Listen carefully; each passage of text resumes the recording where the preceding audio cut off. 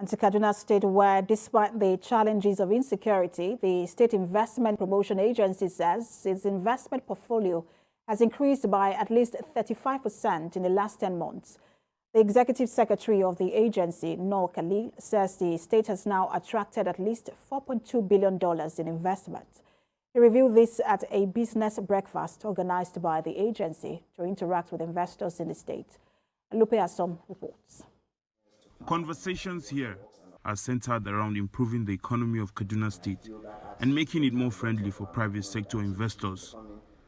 It is facilitated by the Kaduna Investment Promotion Agency, KADIPA. The agency believes private sector partnership must take the lead in the state's economic development and job creation strategy. It's a quarterly business dinner where we sit back, sit down, listen to the private sector, hear the feedback from them, tell us whether the plans, the policies and the laws that we're creating in the state are actually working for the private sector. And then we get to hear from them the support, the type of support that the state government needs to provide to them. And then from there we recalibrate our operations and see how we can continue to support the business sector in Kaduna State to grow the economy.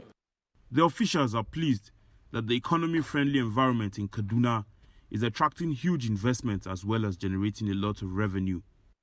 Last year was about $3.1 billion of the investment portfolio of the state. In the first quarter, we were able to expand that by $1.1 billion despite the security challenges. So we're now up to $4.2 billion in the expansion of the investment portfolio of the state. We have created a lot of jobs, and the IGR of the state has also increased by about $300,000. Some participants shed light on how technology can help businesses stay relevant in a globalized economy. Virtual realities, emerging artificial intelligence, augmented reality are the future. As a matter of fact, the metaverse is expected to hit the numbers $5 trillion by 2030. And so we are trying to position for that to create jobs in these spaces for people of Africa entirely.